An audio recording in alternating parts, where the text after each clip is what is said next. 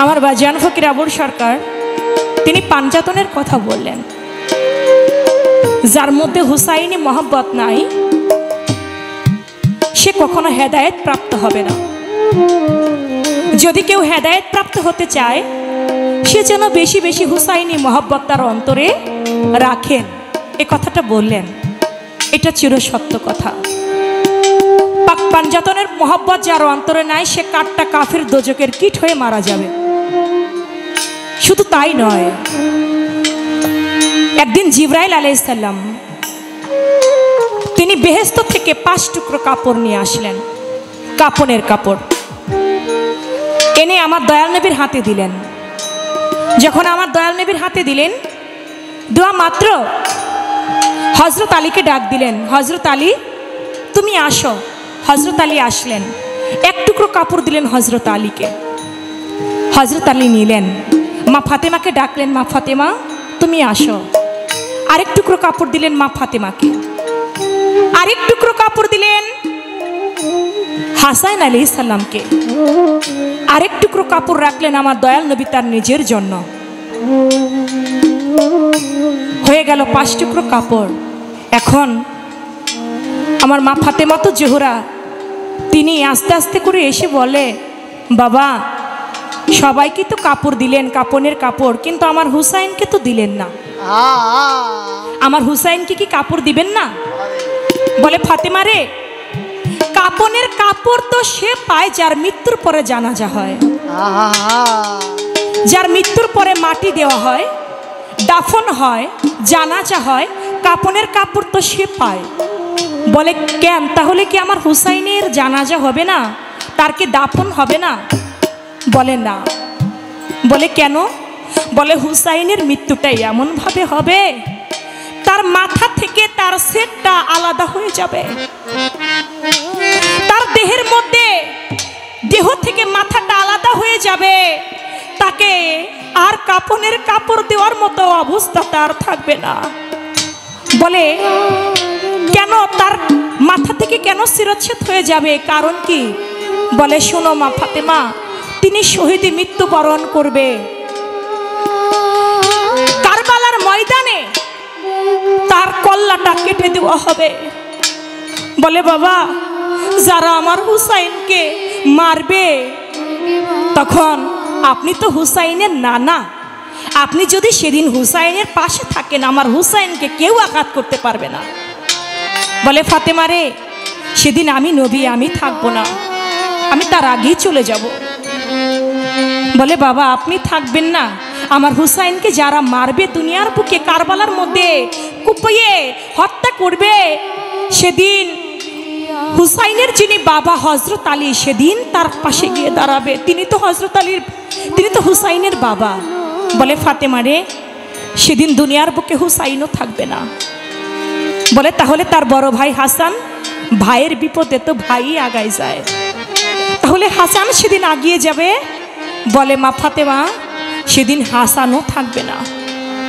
বলে সেদিন যদি হাসানও না থাকে, আমার সন্তানকে যখন কারবালার ময়দানে নির্মমভাবে মারা হবে, সেদিন আমি হুসাইনের মা, আমি সামনে গিয়ে দাঁড়িয়ে আমার আঁচল পেতে বলবো, আমার হুসাইনকে তোমরা মেরো না, তোমরা আমাকে মেরে ফেলো। দয়ার নবী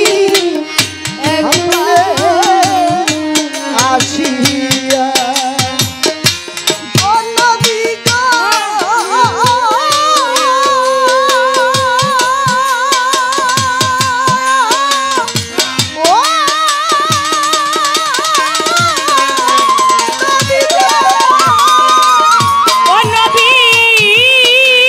আপনি বিনে আর কে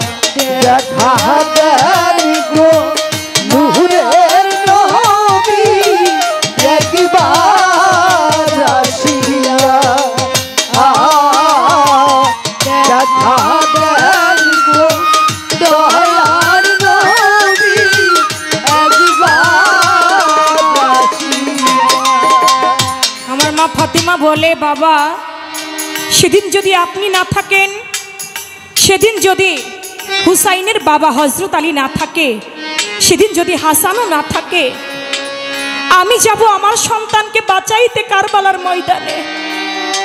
আমার সন্তানের গায়ে আমি আঘাত করতে দেব না।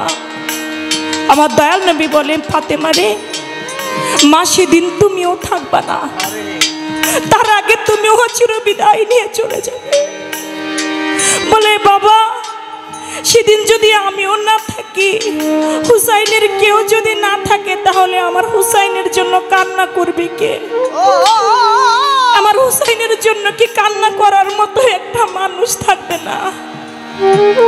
বলে, ফাতেমা রে, আমি দোয়া করি তুমি আমিন বলো। দুনিয়ার বুকে এমন একটা কম সৃষ্টি হবে, যে কমটি কিয়ামত পর্যন্ত হাই হাসান হাই হুসাইন বলে দু চোখের পানি ফেলবে।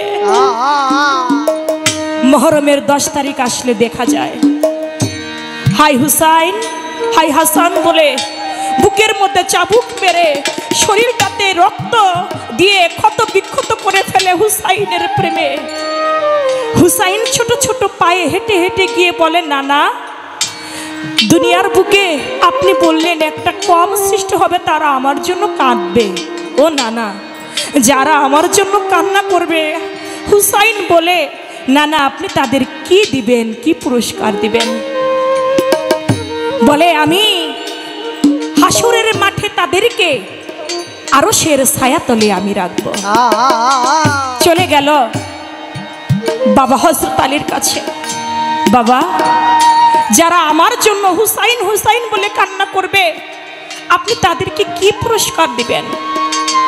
বলে, হাসরের মাঠে অতি তাপ, অতি রৌদ্রের তাপে মানুষ মগজ গলে পানি হয়ে যাবে, সেই রৌদ্রের তাপে আমি তাদেরকে কাউসারের পানি পান করাবো। বলে, হাসান ভাই তুমি তাদেরকে কি দিবে?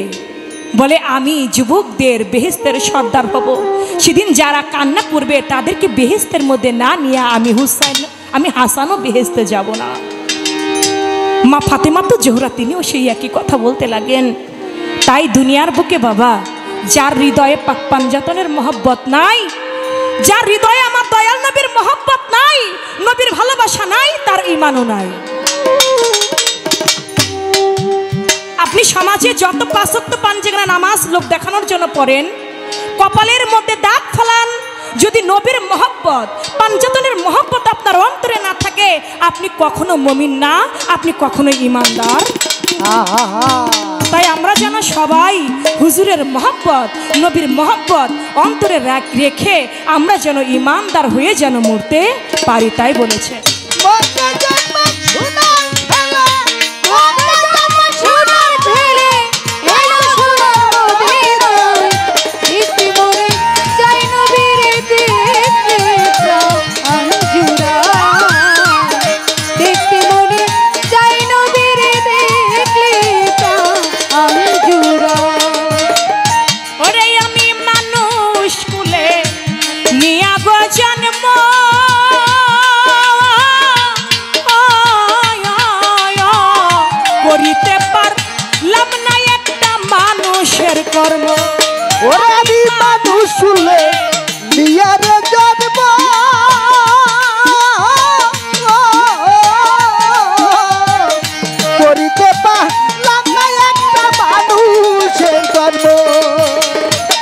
একটা পশু জন্ম নিলে, জন্ম নিয়ে তার কর্ম করে পশু টাইটেল পাইতে হয় না, কিন্তু আমরা মানুষ হয়ে জন্ম নিলাম, কিন্তু মানুষ হয়ে আমাদের কর্মগুণে মানুষ বলে, কর্ম যদি খারাপ হয় বলে ও যে একটা কাজ করলো, কাজটা একটা কুকুরের মতো করলো, ও যে একটা কর্ম করলো জানোয়ারের মতো একটা কর্ম করলো। কিন্তু আমরা আশরাফুল মাখলুকাত, সৃষ্টির সেরা মানুষ, মানুষ হয়ে জন্ম নিয়েও মানুষের কর্ম আমরা করতে পারলাম না। একটা পশু, একটা কুকুরকে দেখবেন, আরেকটা কুকুরকে কখনো কামড়ায় মেরে ফেলে না। একটা বাঘ কখনো আরেকটা বাঘকে মাথার মধ্যে বাড়ি দিয়ে কখনো মেরে ফেলে না। বনের যন্ত্র পশু পাখি যারা, ডাক্তাররা কখনো কামড়ে মাথার মধ্যে বাড়ি দিয়ে এইভাবে রক্তাক্ত করে না, কিন্তু আমরা দুনিয়ার মানুষগুলো বড়ই ভয়ানক। আমরা একজন ভাই হয়ে ভাইকে আঘাত করব তাতেও আমরা দ্বিধাবোধ করি না, শুধু মেরেই ফেলি না, মেরে টুকরা টুকরা কইরা নদীর মধ্যে বস্তার মধ্যে ভরে আমরা ভাসাই দিই। আমরা হইল সেই মানুষ। তাই বাবা, মানুষ কুলে জন্ম নিলে, হাত পা নিয়ে জন্ম নিলেই তাকে মানুষ বলে না, মানুষ হইতে মানুষের কর্ম করতে হয়। এজন্য বলেছেন, আমি মানুষ কুলে নিয়া গো জন্ম,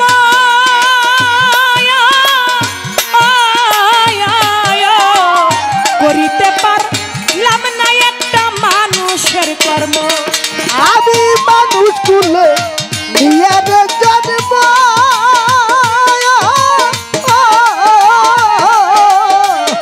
করিতে